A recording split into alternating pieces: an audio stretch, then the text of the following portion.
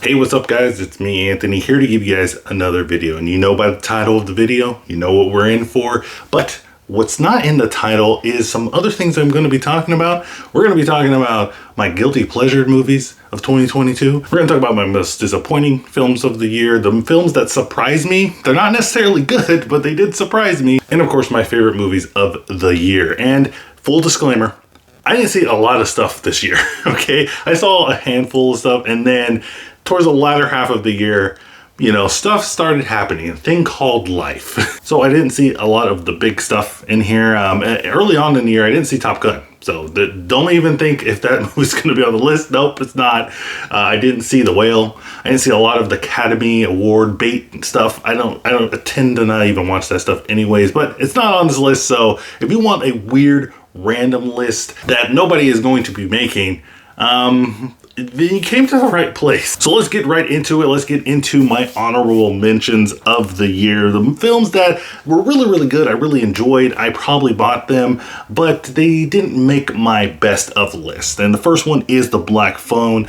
I love this film. It's very like nostalgia feeling. And usually when you have movies like this, you know, child actors aren't that good. But I feel like ever since Stranger Things, everybody is trying to do and capture that kind of magic. And I think they kind of did it in this film. I just love the progression. I did wish that Ethan Hawke's character, we got a little bit more backstory on him, but apparently we might be getting a prequel film, so there's that, but I really enjoyed this one. Next is Pearl. Pearl was just like the cherry on top of the film X, and it's kind of weird that we're getting another film, Maxine, in this Ty West X franchise. It's really weird. The dude just like filmed 3 movies back to back to back. It's kind of impressive, and it's kind of even more impressive that I didn't know about Mia Goth until now. And now she's just a revelation. There's a monologue in here with Mia Goth. It's probably the best thing that I've seen all year. She's not gonna get nominated for an award, even though that she really should be up there for like best actress in a film, but you know, they hate horror films. The Unbearable Weight of Massive Talent. Now, I don't see a lot of people talking about this on their best list or the movies that they actually liked. I feel like this movie came and went and nobody really talked about it. This is Nicolas Cage just doing a meme film of himself. I feel like that's what everybody wants. They do a really good job of revealing one of the major issues that I had with the film at the end of it, and I was like, well played, film. Well played. Smile. Now this one, you know, we all watched the trailer to this film and we're like, this kind of looks bad. As a matter of fact, I know it's bad, but then I saw the film and I was pleasantly surprised. Now, it's not like the masterpiece that a lot of people were talking about, at least in my opinion. I don't think it's like a masterpiece, but the third act of the film is probably the most like surprising WTF moments that I've seen in a horror film this year. Kimmy. Now, this is a film that I think had a lot of high expectations because of the director, Steven Soderbergh, and you know, a lot of people were like, okay, it's gonna be really, really good. And their expectations are really up here, when in reality, it's a very decent movie. And, you know, if you came into it just expecting like, hey, you know, I'm just gonna watch this movie, you know, you have Zoe Kravitz in here. She's looking good. You know, she has really cool hair. And it's a very cool suspense film, a film that talks about like, you know, isolation and what we went through, some people went through like during the pandemic, you know, thoughts you have during this quarantine. I think they did a good job. I think for me, it resonated a little bit more because Zoe Kravitz's character in the film is a content reviewer for a social media company. And that's what I do. So I kind of was like, oh, yeah, I resonate with this film. Next up is Bob's Burgers, the movie. Now, I'm a really huge fan of Bob's Burgers, and if you're a fan of Bob's Burgers, you're probably gonna like this movie. It's enough said. And last but not least on my honorable mentions list, The Lost City. Now, this is a movie I didn't think was going to be good. Sandra Bullock, I think, is funny. And I saw Channing Tatum, who also some people think is attractive. Not me, but, you know, he's a funny guy. You know, I give him credit. He does his best to be really, really funny, and he's funny in this film. And the both of them together, the chemistry is off the chain. I love it. I love it. It's really, really funny. If you just want a movie just to sit back and just like not even care about, like not think about some stuff, the CGI in here is terrible. But you got Brad Pitt in here. who's doing Brad Pitt stuff. It's pretty funny. And yeah, it's just Lost City, have fun. But let's start this list off proper and let's get into my guilty pleasures of the year. And these are films that, you know, I know they suck. I know not everybody's gonna like them, but you know, I don't care. These are kind of films that I go for that are just pretty bad or so bad that it's good. And I put them on this list. First off is Pray for the Devil. Now this movie, as of this recording, I think the Rotten Tomatoes score is like 12 or 13 or something like that. It's low, okay? You know, the critics hate this film, but the audience seem to like it. So I'm not alone in liking this film, but I really just like this genre of film, like, you know, the religious like aspect of a horror film when you have some nuns, you have some priests, you have some demons, and they fight. You know, they're using spiritual powers. You know, that's how I can get into religion. If you guys are just pretending like it's D&D, you know, if you do it like that, then maybe, hey, you know, I'm going to start going to church now. Again, it's just the kind of stuff that I like. I mean, I liked the movie Unholy that came out. That movie got destroyed by people, but I liked it. It reminded me of a Supernatural episode, and this one a little bit as well. But I really hope that they make a sequel because I need to know if this nun, this demon fighting nun, this warrior nun, the true warrior nun, is going to go off fighting some more demons because I need it. Staying in the horror genre is Orphan First Kills. Now, I never seen any of the Orphan movies prior to watching this film. I just know that they were bringing back the original actress when she was a kid to play herself as a younger kid in this prequel. And I was like, how are they going to do this? This is going to be terrible. I watched it. It's terrible. But it's so bad that it's good. I love it. It's very cheesy. It's very campy. There's scenes in here that I'm like, that's hilarious. It's so bad, it's hilarious. But they also have a really big reveal in here and surprise that I didn't see coming. Maybe a lot of you saw it coming, but I didn't see it coming. And I was like, ooh, I like that. Next up in films that, you know, I like, but none of y'all liked, The Princess. Now this one, the reason why I like this one is because it's a very tight and concise film. It's pretty much like The Raid, but with a princess. So you have the princess. She's trying to make her way from the top of the castle all the way to the bottom so she can save her family. And she's fighting people along the way. And I just like that concept. I think it's pretty cool. Yeah, the story is generic. You know, if you've seen a freaking medieval movie, you've seen them all. The villain's terrible. But Joey King, our princess in here, she can do no wrong. She's very physical in this film. She's doing a lot of her own stunts. I mean, I just have to respect the film where the lead actress is going out and putting her body on the line for the film. You know, I just gotta give her props. I know it reminds me of Xena. You know, you guys see me have Xena right here. I love Xena. It reminds me of that. Give me some Xena vibes. And Xena was cheesy, guys. So you know how I can appreciate this film. Next up is Beast. Now, I know this is another film where it's like really cheesy and CGI lions. And to be honest with you guys, the beginning of Beast and like, you know, a little bit like the first half and the second half, I don't think it's like, it's just bland. But that third act, I don't want to spoil it, guys, but you already know, you saw the trailer, Idris Elba versus a CGI lion. It's well worth the mission. Next up is a film that not a lot of people knew about, but I have this thing where I watch shark movies that come out every year, and this was one of them, Shark Bait. And it's kind of surprised me because I was like, hey, this probably should be on the surprise list. But I think it's a very good and like simple shark film. You know, we don't get a lot of those, a lot of good ones at least. We get these random ones like Santa Shark. I mean, that sounds fun, but what the hell? But if you're looking for just a simple shark film, you know, where sharks eating people and the dread is there, the performances are bad, but it doesn't matter because you're rooting for the shark. Next up is American Carnage. Now, this film is, you know, the concept for this film is interesting. Very interesting, very up my alley, but I don't think the execution was done well. But it doesn't matter because Jenna Ortega is in this film.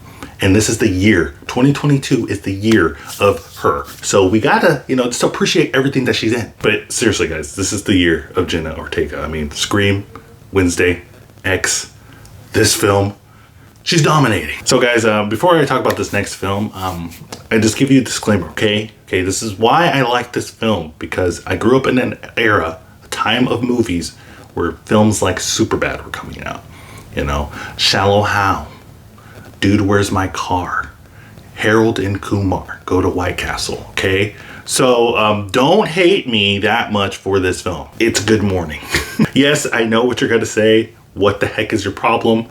Machine Gun Kelly, Megan Fox in a film that should have been in the early 2000s where the weed comedies were prevalent. But hey, I didn't think I was gonna like this movie. Heck, I didn't think I was gonna watch this movie. I just put it on because I was like, hey, let's just try it.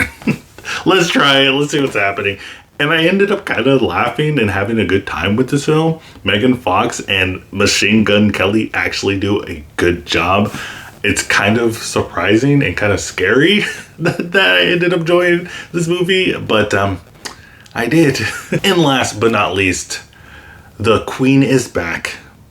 Lindsay Lohan is back in Falling Christmas, and I don't care what anybody says, this movie is great. Is it cringe? Yes. Is it bad? Yes. Is it like a Hallmark Christmas film that comes out every year that has like 10 different clones? Yes. But one thing that those movies don't have is Lindsay Lohan at peak Lindsay Lohan. And this is Lindsay Lohan at peak Lindsay Lohan. Okay? The comedy's there, the slapstick's there, the dumbness is there. I just loved it from top to bottom. I mean, there's like literal like Easter eggs of her in Mean Girls. Like, they're playing the Jingle Bell Rock song she did a cover to. Finally. How can you hate this film? But that's it for my guilty pleasures of the year. Let's move on to a sadder tone. Or more angry tone. The most disappointing movies of the year. And starting off the list is Jurassic World Dominion, because Jurassic World Dominion takes all my love for Jurassic Park and Jurassic World and just punches down.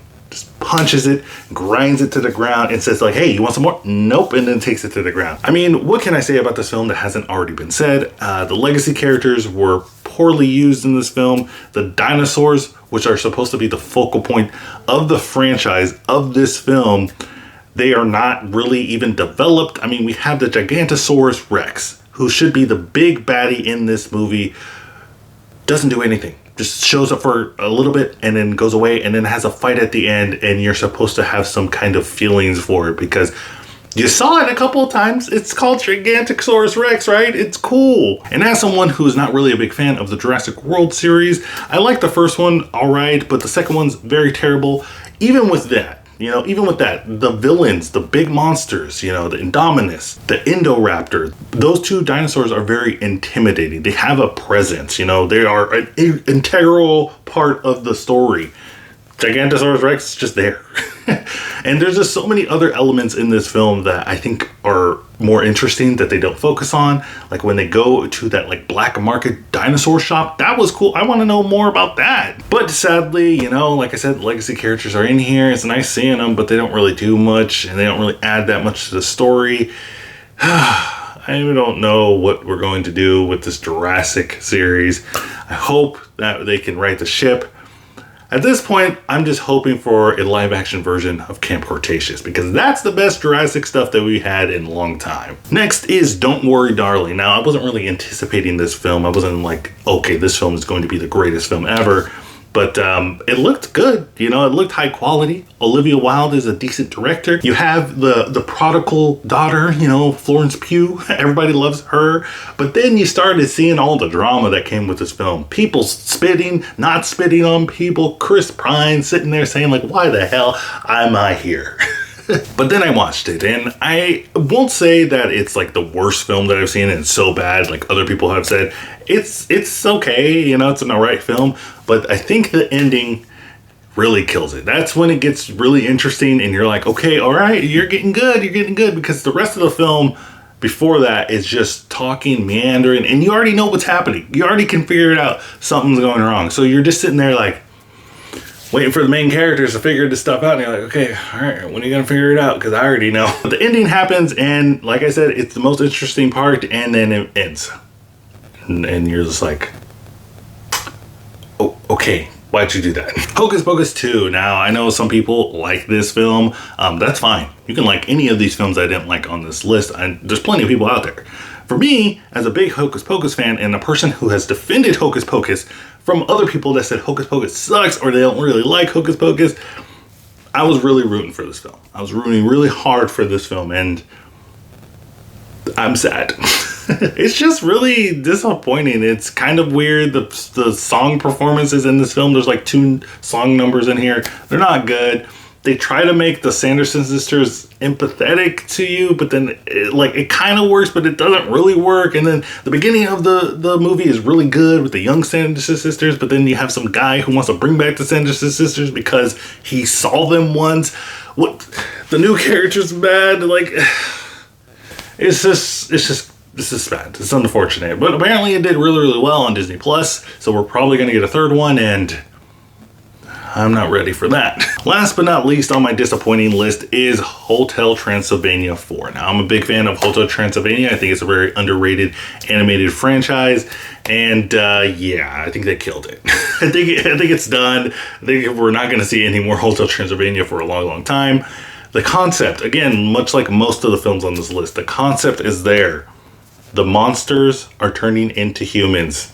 There's so much stuff that they could have done there, but they don't do anything with it. Really, really sad. Like I said, I'm a really big fan of the Hotel Transylvania series. I'm sure we'll probably get a TV series or another TV series. I think there already is one or is going to be one. I know I saw something, but yeah, I don't think we're going to get another movie for a long, long time, which is a shame because I like this franchise. Now, moving on to my most surprising films of the year. Now, again, this isn't necessarily films that I think that are really good. I just think that they surprised me. First one on the list is Fall. Now, I saw the trailer to this and I was like, it might be up my alley, the kind of movies I like, you know, but it's gonna be pretty bad. But then I watched it and I was like, hey, you know, it's not that bad. It's still bad. It's not that bad though. And another movie that I had similar feelings with was Uncharted. Now, I'm a big PlayStation fan. I love PlayStation. I love the franchises that they have. And Uncharted, I grew up with Uncharted. I grew up with Nathan Drake. And when they announced that Tom Holland was going to play young Drake, I was like very sad because I didn't want young Drake to begin with. And then he had Nathan Fillion sitting there just like begging to play Nathan Drake. And I'm just like, this movie's gonna suck. But I watched it and then I came out of the theater and I was like, you know what? That was okay. That was all right. You know, I wouldn't mind seeing more of this Nathan Drake version. You know, thank God they had Chloe Frazer in there and she was pretty much like carrying the film for me. But yeah, I thought it was all right. That was fine. Wouldn't mind seeing more. Next is Minions Rise of Gru. Now, I was surprised by this film because I didn't really like the Minions movie. I thought that movie was okay. But yeah, I came into this movie not really expecting that much. And then I came into it and I was like, this is actually fun. This is really cool. This is really entertaining.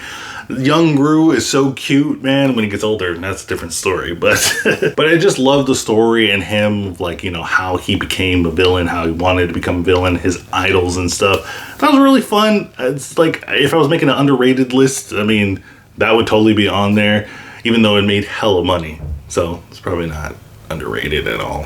And there was like memes all over the place of people like coming in with their gangs doing Gru.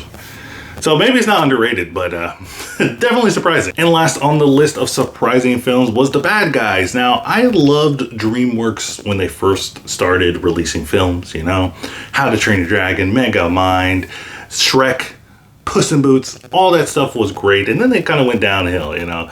Well, Ants kind of sucked, but we don't want to talk about that. But they lately haven't been really like at the level I think they have been. And now with the release of Puss in Boots, which I haven't seen yet, but I've heard great things about it, and The Bad Guys, I think they're coming back in form, guys. This one isn't the best animated film that I've seen. It's not even the most unique one that I've seen, but it is very entertaining. I did like the characters, and that's where this film shines the most, is the characters, you know? Sam Rockwell is playing the wolf, and he does his best George Clooney impersonation, and it's really on point. Like I said, it's all about the characters for this one. I don't want to spoil it too much. Watch it. If it's free, just watch it, okay? You won't be disappointed. And now, for the moment you all been waiting for, my favorite films, my top 10 films of the year.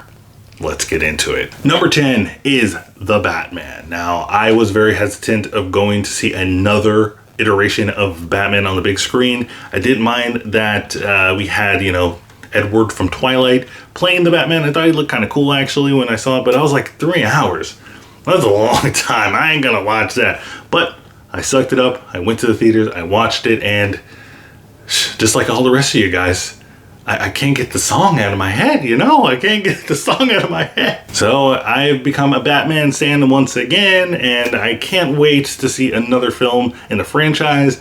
Recently, we know what's been happening with DC, and we know that for now, that Matt Reeves' Batman is safe. You know, it's not going to be touched. So that's good. Number 9 is Black Panther: Wakanda Forever. I don't know what to say about this film that hasn't already been said. It's very beautiful. It's very hard to do this film. When people criticize this film, it kind of gets me a little angry, just a little bit. And I know, you know, everybody has their opinion and everything, but this film is very, very special to me, and just the Black Panther character is very special to a lot of people. And so, you know, when there's criticisms of this, you know, the MCU-isms and everything, those are valid. I get that and everything. But I think a lot of people don't really understand that Ryan Coogler and the rest of the cast and the writers and everything, they had an impossible task with this film. Whether or not, you know, they made this film or didn't make this film, they're going to make a certain amount of people or a certain section of people angry. And I just don't think that's fair because, like I said, they had an impossible task when your main character, a beloved actor, Chadwick Boseman, dies of a freak incident. You know, nobody knew about it except for him and his close ones. It just puts people in a very impossible situation. And I think what we got, we ended up getting from this team, from Ryan Coogler, from everybody, is pretty much close to like the masterpiece that I can think of. And they just did something really, really special here. Namor is a really great anti-hero. You know, Shuri, her arc in this film, while I did think that maybe like her ending up becoming the Black Panther wasn't that impactful, but like I said, it's just a very, very hard task that they were given, and I think that they knocked it out of the park. Number 8, Everything Everywhere All at Once. Now, I'm not really into like the whole A24, like, you know, high cinema kind of style of things. I'm more of a simple kind of guy, you know. I just like very simple type of movies, you know, whatever. But I've been broadening my scope, and A24 has been bringing me in with a lot of their movies that they've been releasing lately. You know, we have X, we have this film, we have Pearl. There's a lot of stuff that they're doing that I really enjoy. And this film, wow, it's very beautiful. It's very like entertaining. It's funny. It's you know, you can just, everything is in this film. Everything everywhere.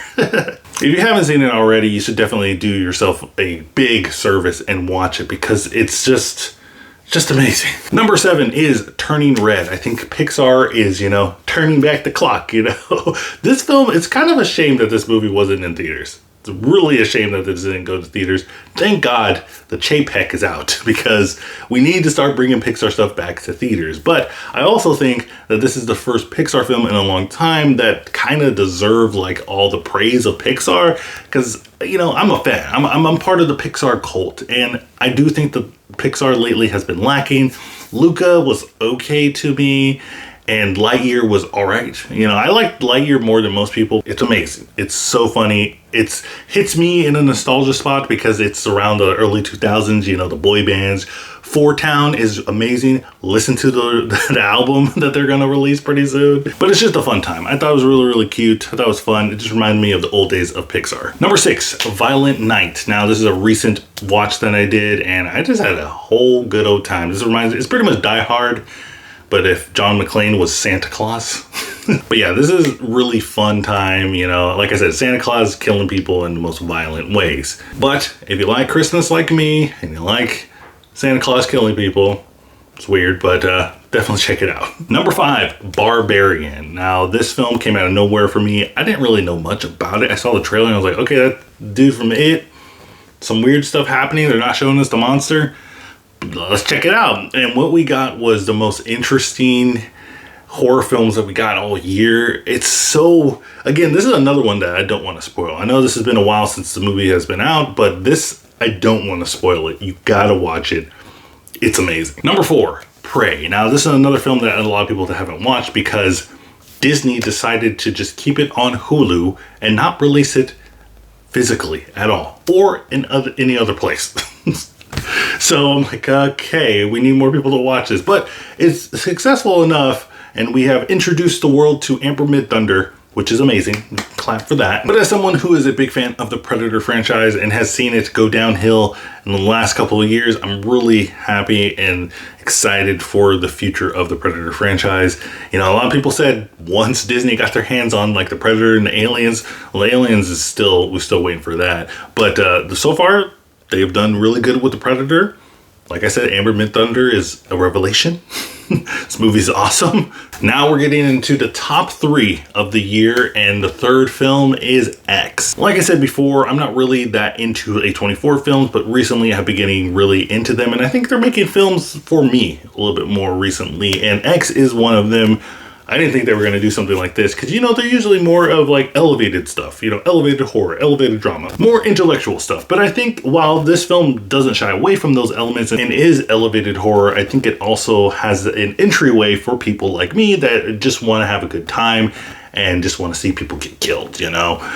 Makes me sound very disturbed, but I promise you that I'm not. But I think that just X was a good time, and again, we have the Queen, Jenna Ortega, in this film, and yeah, they do some stuff in here with certain characters that I'm like, that? I didn't know they were going to do that, but they also have Mia Goth, so Jenna Ortega and Mia Goth at the same film. What more can you want? Number 2 on the list is Nope. Now, this may be a divisive one. For me, I think Jordan Peele hasn't made a bad movie. I've enjoyed every single one of them, and I know a lot of people say like, Nope is my least favorite one, blah, blah. I don't care where it is on your list. As long as you like it, we can be friends. But I think there's a lot of stuff in this film. I've seen this movie about like 3 times, and every time I watch it, there's something new, or I'm like, oh, that's what they meant by that, or I didn't see that before. There's so many things in here that I pick up after every watch, and it just makes every watch more entertaining. I just want to watch it again. I'm just gonna stop right now. I'm just gonna go watch it. And my number 1 film of 2022, which I don't see a lot of people have on their list, is The Woman King. All I gotta say is Viola Davis. Viola Davis. This film is everything. It has action, it has heart, it has drama, it has horror. There's horror elements in this film. It has laughter. It has everything that I wanted in a film.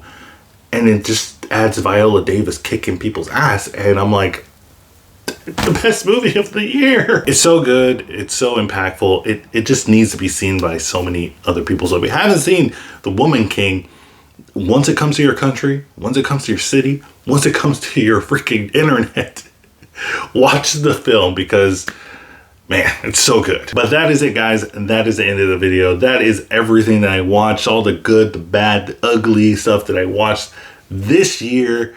Wow. This year's been pretty crazy. A lot of stuff has been happening. I think the next year is going to be just even crazier. So I thank you guys for watching my videos over these last couple of months. It's been a blast. It's been crazy. A lot of stuff happened with the channel. Man, I'm just so excited for next year. I got a lot of things planned. I got a lot of different changes to the channel. So the new people, the old people, thank you from the bottom of my heart. Thank you for sticking with this guy that has bad editing and, doesn't know what he's talking about with movies. But the people, I see your comments, guys. I see your comments sometimes, it's just makes me happy and puts a smile on my face that you guys are just enjoying the content. You guys, I made you laugh, or I introduced you to a movie that you didn't know about. That's really what I want to do with this channel. I just want to talk to you guys. Just want to be, be your friend, talk about movies, not everything has to be serious. I'm not the most technical guy when it comes to films. I don't want to be like that. There's other, YouTubers that do an amazing job at giving you the technical side to film, but I just want to be a normal dude just talking to you about film, and you guys seem to like that, so I really, really appreciate it. But guys, what to do. Check out my Twitter so you can stay up to date with my channel. Don't forget to like and subscribe, and remember, guys, keep watching movies. See you guys next year.